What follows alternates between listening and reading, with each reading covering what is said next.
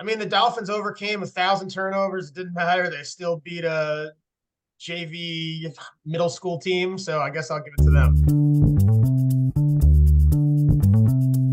Greetings and salutations, and welcome to the Odd Coaches Podcast. I am your host, Dr. Keith Adams, and with us today are our cavalcade of stars, and we are opening with the unofficial benefactor of all of this operation. Ryan Beaubien has joined us today.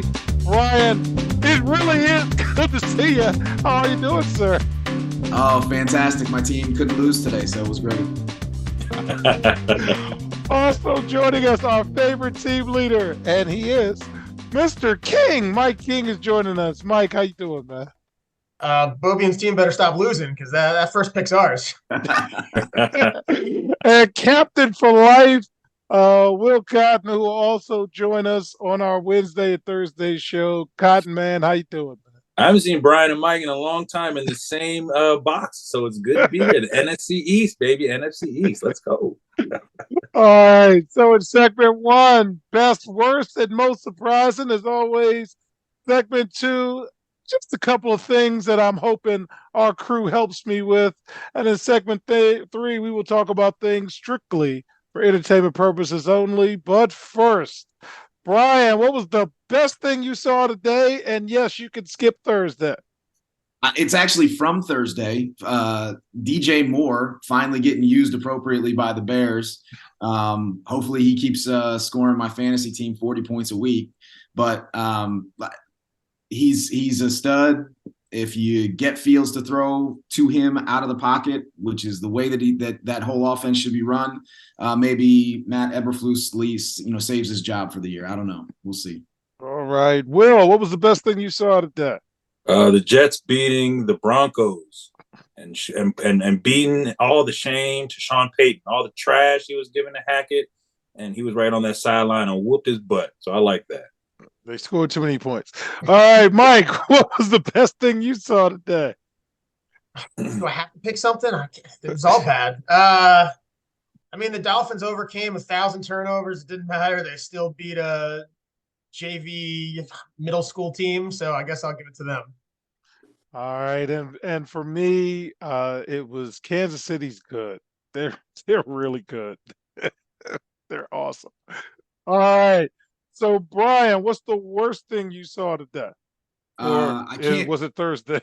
No, well, I mean, yes, but it goes without saying. I can't believe that the Ravens keep losing to bad teams because the Steelers aren't good, and they better flip some switch quick. Yeah, it will go downhill really, really, really fast. Will, what's the worst thing you saw today? Matt Jones. It was the worst thing I saw. Oh my God. And they even had a podcast with Kay Adams and Gronk. And Gronk was telling that you have strikeouts with Belichick. And he said some guys have 5, some guys get 1, but most guys on average get 3. And they said last week when he threw that pass across his body, across the field, and he had an interception for the touchdown, that was strike 2. And then he got benched this week. So that could have been strike 3. So sorry, Mike. I think they're fighting for that for that number 1 pick too. So you got some good opponents. All right, King, what's the worst thing you saw today? I mean, it's an obvious answer because you could say it every week. The Giants' offensive line, they're historically bad. They're on pace to be the worst by so far. And that includes the Commanders, who were on pace to be the worst before the Giants this week. But I still don't want them to draft an offensive lineman. I still want Marvin Harrison or Caleb Williams. But anyway, I'm not going to choose the Giants offensive line because it's too easy. I'm going to agree on the Ravens because when they got down to the goal line, I said to my friends, I was like, they should go run, because at worst you get a field goal. But John Harbaugh hates his kicker. He's always hated his kicker, even though he's a special teams coordinator, and he's got the best kicker of all time. I bet he lets Lamar Jackson throw an interception. And then he did, and I was like, it's not even a good prediction because it's so obvious because the coach is so bad. Ravens. All right.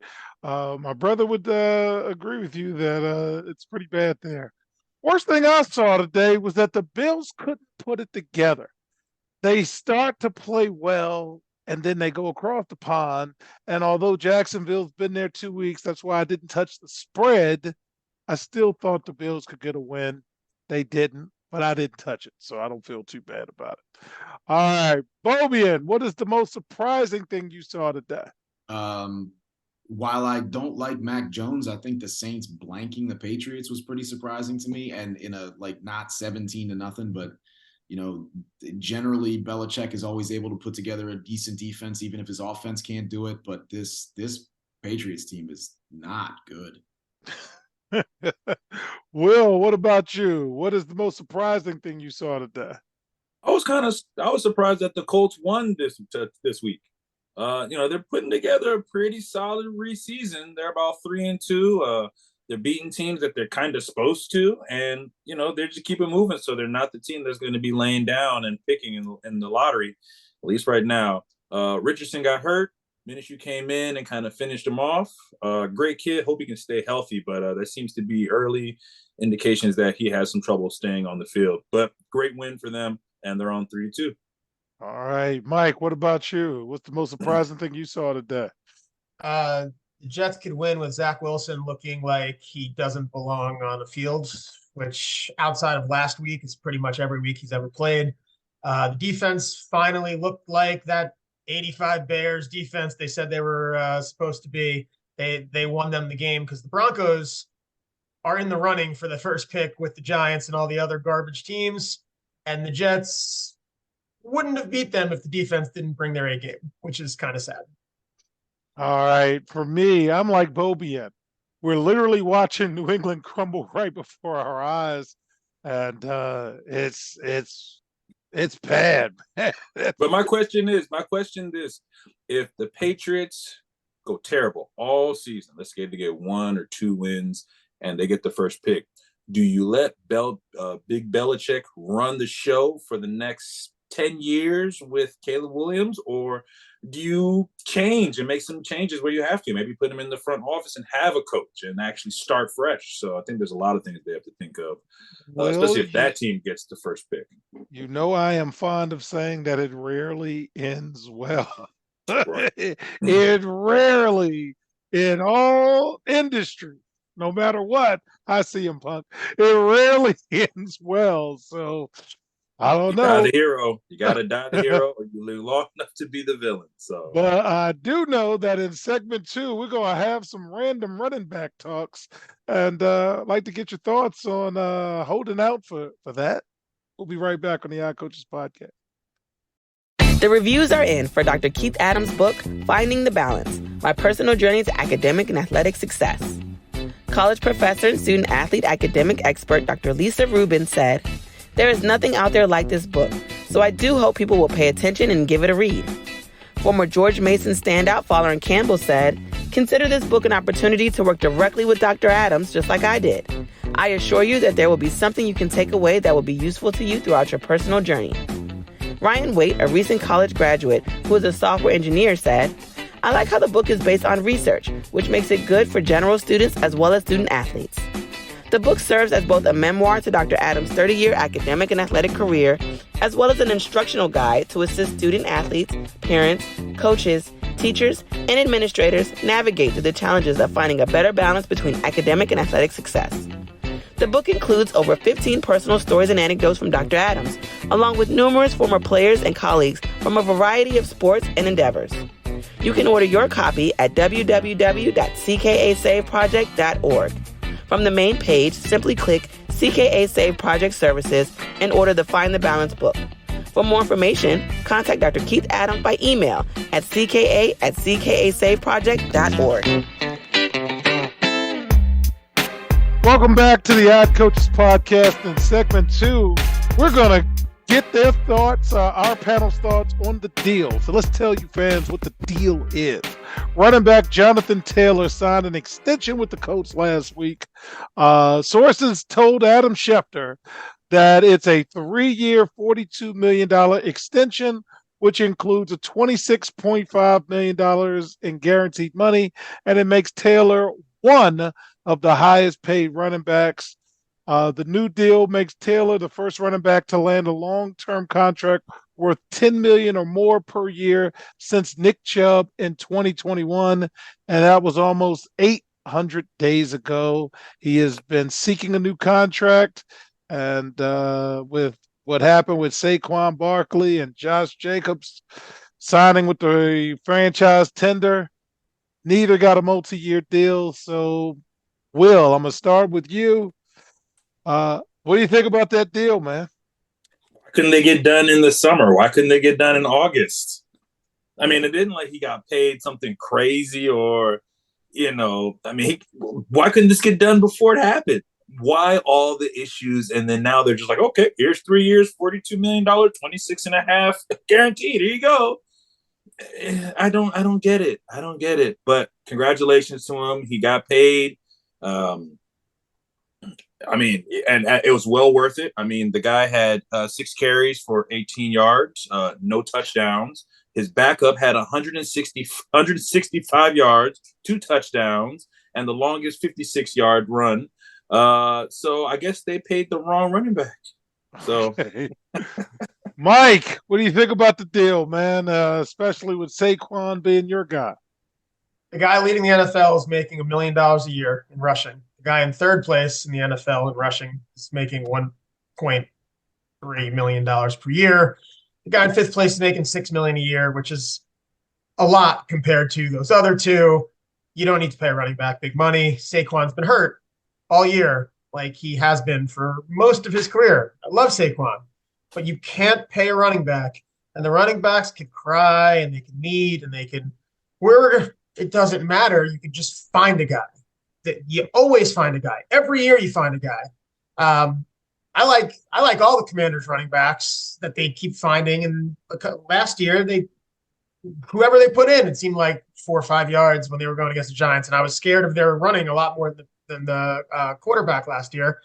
And they had a bunch of guys making nothing. I understand it sucks. It sucks for him. I get it.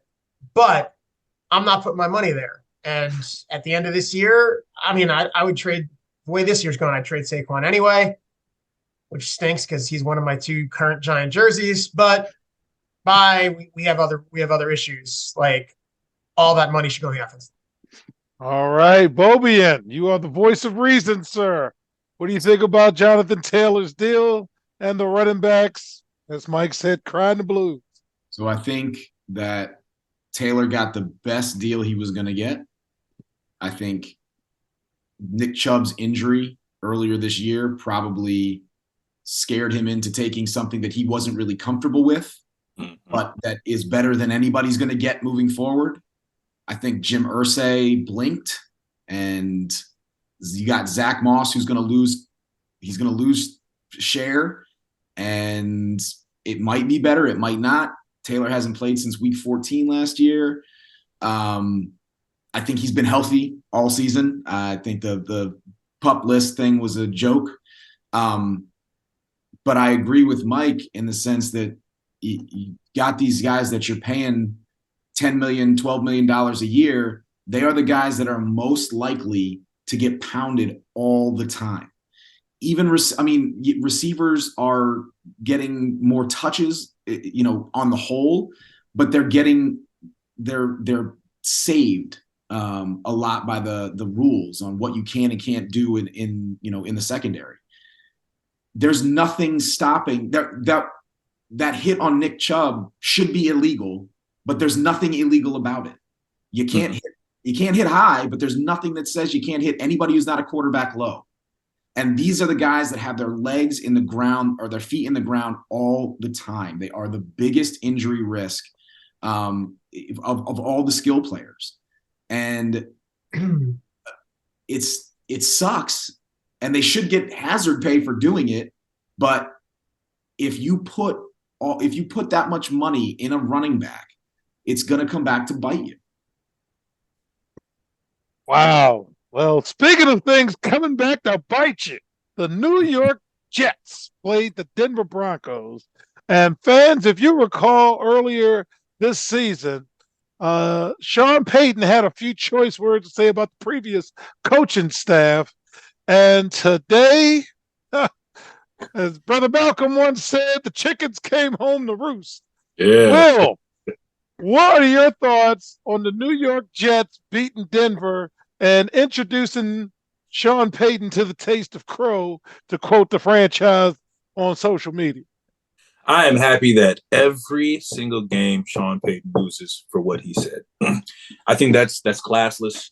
It's just unneeded. I mean, the guy lost the job. I mean, all right, he didn't do the job. Why'd you have to throw him under the bus even more? People know it was his fault. It's not like it's a secret, And then he goes and he think he's going to be this mastermind. He's going to change things, and nah, he's not. I mean, the players are frustrated. I guess the only person who is not frustrated is Russell Wilson, who the check's clear and my wife is still exactly. My wife is beautiful. My check's clear. I'm good. I'm solid. It seems like they just Peyton needs to do a job to get everybody out. That includes Russ. And to be fair, that'll be when he has his real time to jump in and do his thing. So he is kind of a muddled situation, but. Based on what you said and based on the conversation we're having, I hope you lose rest of your games, the rest of the season, because that's just classless. And I don't stand on it. That's terrible. That first pick away from the Giants. Don't say that. Let him win a couple. Chaos. No, All right, Mike. Like Dr. Malcolm. You are a master of petty, and you wear that badge of honor. What are your thoughts on Sean Payton and the start he's had? And the Jets, of all people, putting a whooping on them. Sean Payton was out of football for how long? Long enough to get a check. He was on Colin Cowherd's show. A guy with opinions. Like, he shouldn't be. I wouldn't want him on this show. And he's making millions of dollars on his show talking nonsense. And that's who Sean Payton's been spending his time with for years, and now he's supposed to understand football changes quickly, like very quickly. The league right now is very different than the league was 2 years ago, 4 years ago, whatever amount of years ago. Sean Payton was really great when he had an all-time great quarterback. He got to a team that was terrible last year. It's not going to be a quick fix. The problem was the last regime bringing in Russell Wilson and trading all that draft capital. So this is going to be a process. So I don't really, the comments were stupid. So I'm all about pettiness there. But like, the Jets offense didn't win the game. The Jets offense was pathetic. Zach Wilson was terrible. They won because the defense won the game. So if Hackett wants to stick out his chest or whatever, go for it. But you didn't do anything. Like, the Giants finally scored a first half touchdown this year. The defense did it. If the offense wants to take credit, they can. That's fine, but we all have eyes, right? So Sean Payton was terrible, but Hackett's been a disaster too, and he's still a disaster. All right, Brian. You know how I feel about the comeback. What do you think about Sean Payton and taking that L? Well, the front office is making some really bad decisions there in Denver. So they traded all of that draft capital to get Russ. Then they paid him $40 million a year. And then they traded picks for a coach who's been out of football. I don't understand why you trade draft capital for a coach of a team that has a quarterback that is clearly not the same guy that he was in Seattle, and then expect him to come in and work wonders. And he just needs to keep his mouth shut. Just coach your guys up, do the best that you can, but that place is going to be a mess for years. Mm-hmm. Yeah, for sure. Yeah. So for me, and we talked about it in the AFC West preview, boring wins more than it loses. You had a quarterback who's exciting, that needs assistance, that need this. Sean Payton comes in and says, we're not going to have this, we're not going to have that. And whatever happened last year was the worst thing ever. Hey, I've been in situations that were bad. When I got my first head coaching job, I knew we had to change, but I kept that quiet. When I got my second head coaching job, I knew things had to change, but I kept that quiet. Sean Payton got loud and did something coaches just don't do. So that's why I'm extra salty, because we all got a job, we all got families, and it's hard to get a gig. And man, you just don't do that. So hey, keep taking L's, man. Yeah, 'Cause and it I'm doesn't still benefit mad. him. And it Not doesn't all benefit Still him in any way. mad. Still Like, mad. it's like Take a lot of L's. Leave some L's for others. All right. With that note, we're gonna take a quick break and come back in segment 3 and talk about things strictly for entertainment purposes only while we console Mr. King. We'll be right back on the Coaches Podcast. The high school and college academic and athletic landscape is changing. The growing number of college transfers, as well as student athletes being able to profit off the use of their name, image, and likeness, has given student athletes the freedom and power to make life-changing decisions. That is why it is important for student athletes to be properly informed throughout the decision-making process. The difference between success and failure is often measured not by yards, but by inches, and even the most successful coaches and players use outside independent consultants to help improve their decision-making, which improves their results. That is what the CKA Save Project would like to do for student athletes across the country, improve their academic and athletic results. Our academic and athletic consulting services assist student athletes with the college decision-making process. The CKA team of former high school and college coaches can provide student athletes an independent assessment of their academic and athletic skills to assist student athletes in their college decision-making process. Let the CKA team evaluate your academic and athletic ability to assist you in finding the right fit for your academic and athletic career. For more information, visit us on the web at www.ckasaveproject.org or schedule a free virtual consultation with Dr. Keith Adams by email at cka@ckasaveproject.org. Welcome back to the Coaches Podcast, and it's segment 3, strictly for entertainment purposes only. But first, Will, I asked you, have a good top 5 this week. Give me a top 5, and no, we don't include fans, the Sunday night game or the Monday game. So give me a top 5, Will. I'm gonna go with, I think the Eagles still, man, the team to beat, man. They're just playing very tough. I'm gonna go with the Chiefs, man. They look like they just can't. I mean, they can't be beaten. I mean, they just got what they got going on.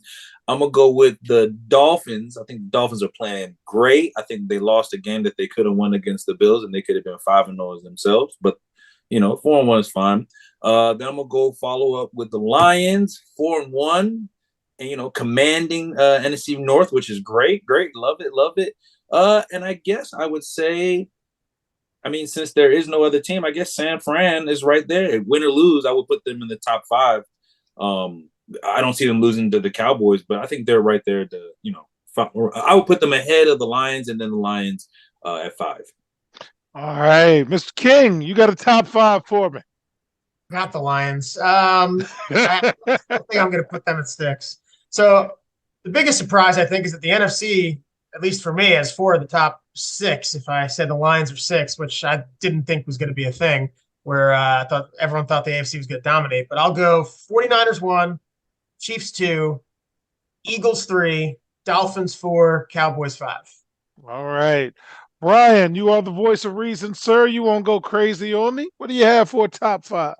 So I agree with Will on the Eagles. Until they lose, they got to be there. I put San Francisco 2 for the same reason. Then I'm going Chiefs, Dolphins, and Lions. Okay. They like that guy, Will. You know they love their coach. They've been like liking them that. for 3 years. Let's I get like to the that. playoffs. No, I will say I don't understand why they picked Jahmyr Gibbs. I'm not quite sure. I Is agree. he injured? No, I think they wanted him. They took him as a running back. They were like, look, and then they got David Montgomery, and they were like, well, we don't know how much he has left. We'll see. And now they're like, oh, crap, this guy can still have some wheels on him. He got some miles. And he still doesn't, he doesn't make the experience kind of cuts that you need. They make a cut, he'll fall, he'll push it out too far on the run. I think David Montgomery, and probably a better pass protector either. I think that's why David Montgomery is always on the field. So, eventually they'll have to make the decision. So, but not this week, not this year. So. All right. So Will, get up the standings for me just in case I forget something. My season-long bets: Steelers over 8.5. They're 3-2. Should be 3-2. Good friend of mine, Don Gibbons, aka Skippy, was really uncomplimentary of Matt Canada. I'll just leave As it is at that. anybody who is familiar with Steelers football at all. I can't use the language she gave me this week, but let's just say she is not pleased with it. And just because Mike Tomlin has a winning record doesn't mean he should stay as coach. She said it, and she's a Steelers fan. I said, that's blasphemy. She said, who cares? All right. Jags, I got them winning 10, and they're 3-2 right now. I don't know if that's going to be a pretty good bet for me. I got the Jets over 9.5, but that was with Aaron Rodgers, and they're 2-2, right? Will, are the Jets 2-2? The Jets are. I had it. Was just looking at it too. 3. What are you, KJ? No, I know, right? They're 2-3. They're 2-3. They're 2-3. All right, 2-3. Yeah. All right, moving on. Chargers. That's a bad bet. I got the Chargers at 2-2. I think they got to buy this. Yes, sir. I got the Packers at 2-2, and they're supposed to be over 7.5. The Carolina bet. What was I thinking? They're 0-5.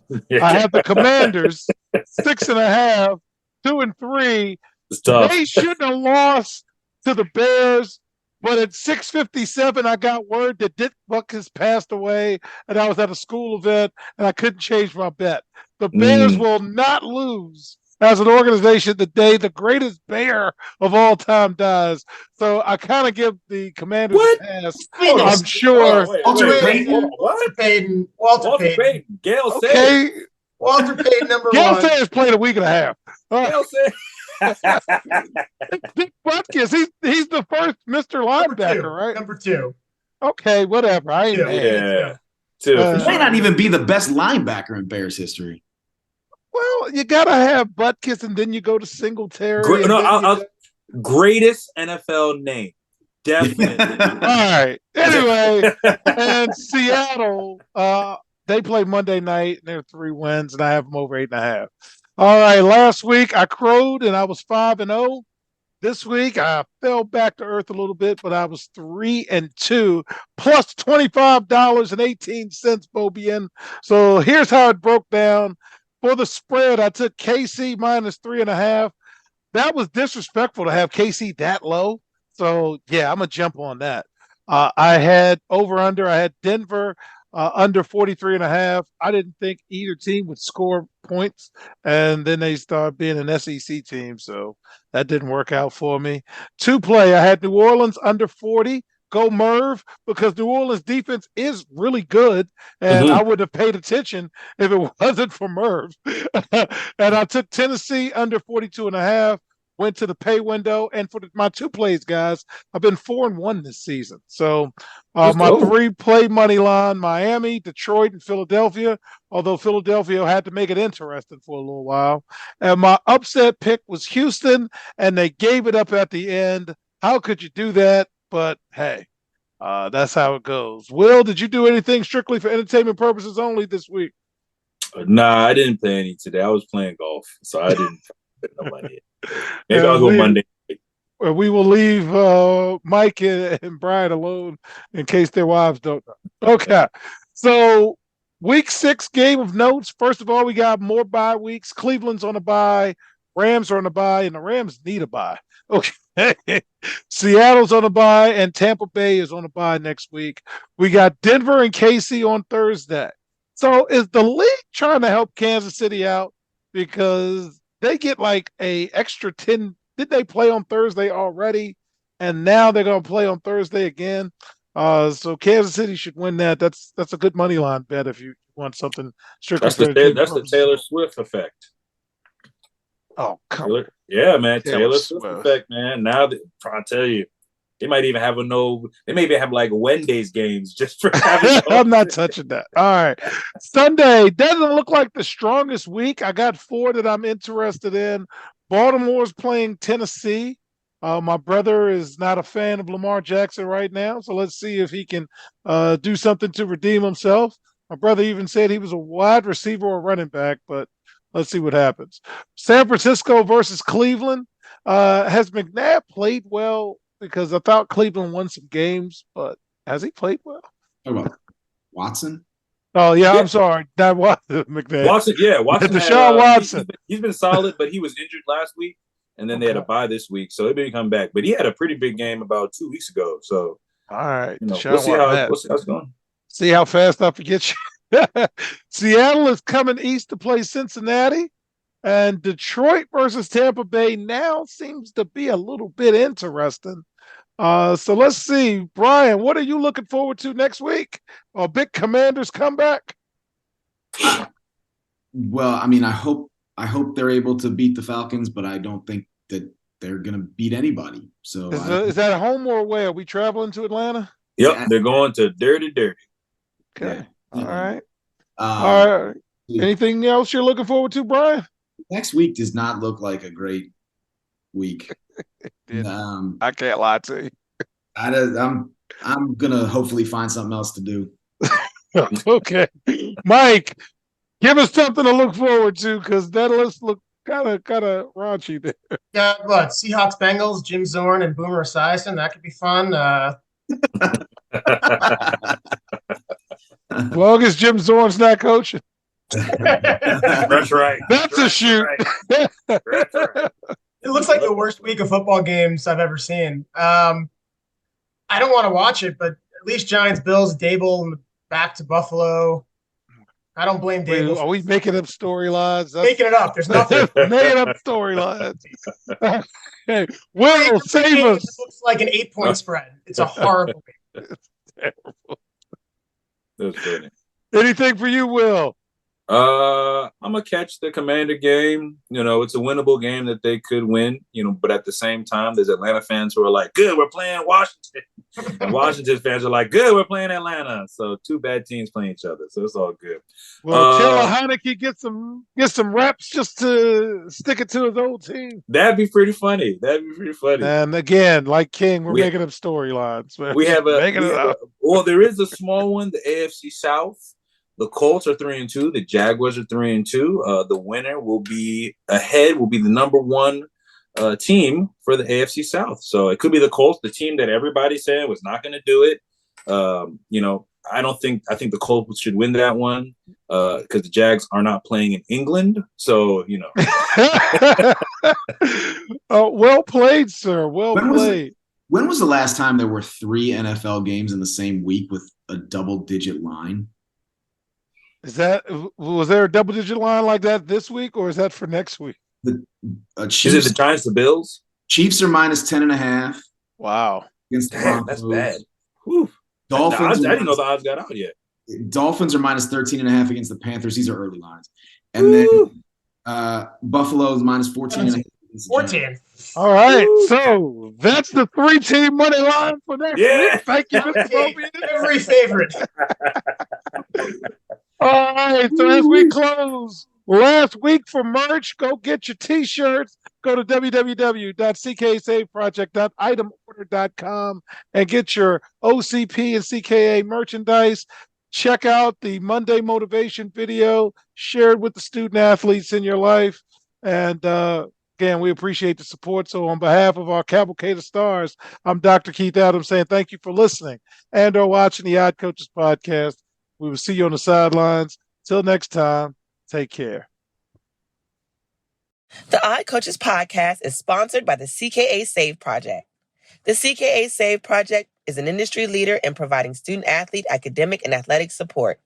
From assessing student-athletes' academic and athletic skills, to measuring and monitoring student-athlete academic progress, to improving student-athlete time management and organizational skills, the CKA Save Project provides wraparound services for student-athletes from middle school through college. For more information, visit us on the web at www.cksaveproject.org or schedule a free consultation with Dr. Keith Adams by emailing cka@cksaveproject.org. We hope you enjoyed today's show. The Odd Coaches podcast drops new episodes every Tuesday through Friday on most weeks. Make sure you subscribe to the Odd Coaches podcast on Apple Music, iHeartRadio, Podbean, Spotify, and YouTube. Follow the Odd Coaches podcast on Twitter and Instagram @OddCoaches. Follow Dr. Adams on Twitter and Instagram @CKA Save Project. In addition, follow Coach Mike Francis on Twitter and Instagram at Coach Franchise, spelled Coach Franchize. For more information about the CKA Save Project, please visit them on the web at www.ckasaveproject.org. See you next time on the Odd Coaches Podcast.